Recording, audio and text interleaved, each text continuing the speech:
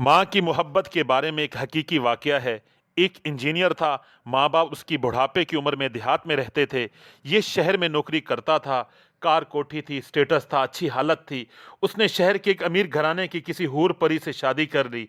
उस लड़की ने कहा, "मैं तो देहात में नहीं रहूँगी, शहर में रहूँगी।" माँ-बाप ने भी इजाज़त दे दी। जब कभी ये माँ-बाप से मिलने जाता, तो बीवी उसे परेशान करती कि, "तुम चले जाते हो, पिछले तुम्हारे लिए मर जाते हैं। तुम्हें तो कोई याद ही नहीं रहता, बस तुम तो वहीं जाकर रह जाओ।" इस किस्म की जली-कटी बातें करती, बच्चा परेशान हो जाता। इस दौरान उसको सऊदी अरब में जाने का मौका मिला, तो माँ-बाप से उसने इजाज़त माँगी। तो उसने कहा, "बेटा, तुम तो अपना मुस्तकबिल अच्छा बनाने के लिए चले जाओ, हमारा अल्लाह मालिक है।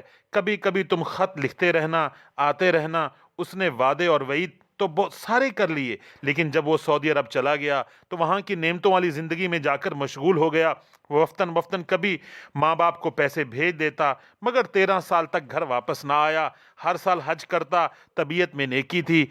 एक दिन हरम शरीफ में खड़ा रो रहा था। किसी ने देखा तो पूछा, "भाई क्यों रो रहे हो?"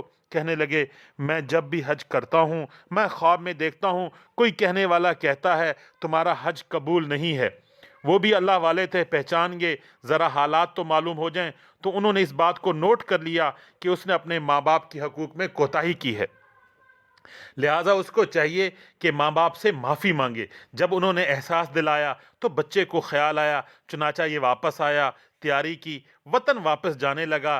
बीवी ने आएँ-बाएँ करनी शुरू कर दी, तो उसने शेर की नज़र देखी और कहा, "तुम्हारी वजह से मैं इतने अरसे से इस हक़ तलफ़ी का मुर्तकिब हुआ हूँ। ख़बरदार, अब अगर तुमने बात की, तो मैं तुम्हें अलग कर दूँगा।" जब उसने देखा कि बीवी ने बहुत सीरियस नज़र आता है, ये भीगी बिल्ली बनकर एक कोने में बैठ गई। बच्चा घर आया, जब अपनी बस्ती में पहुंचा, अब उसके दिल में ख्याल आ रहा था, पता नहीं 13 साल से मेरा कोई राब्ता नहीं। फ़ोन उस ज़माने में देहातों में होते नहीं थे। ख़त कभी-कभी शुरू में लिखे थे, बाद में तो ख़तों का सिलसिला भी ख़त्म हो गया। पता नहीं मेरे माँ-बाप किस हाल में होंगे।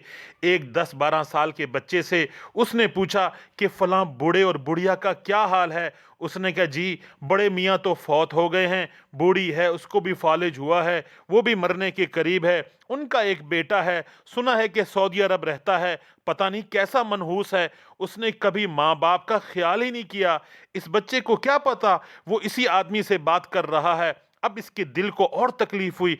अब ये सोचने लगा, मैं जाऊँगा, मेरी अम्मी तो मुझसे बात ही नहीं करेगी। मैं अम्मी की को पाँव पकड़ कर मनाऊँगा, मैं हाथ जोड़कर मनाऊँगा, मैं यूँ करूँगा, मैं यूँ करूँगा।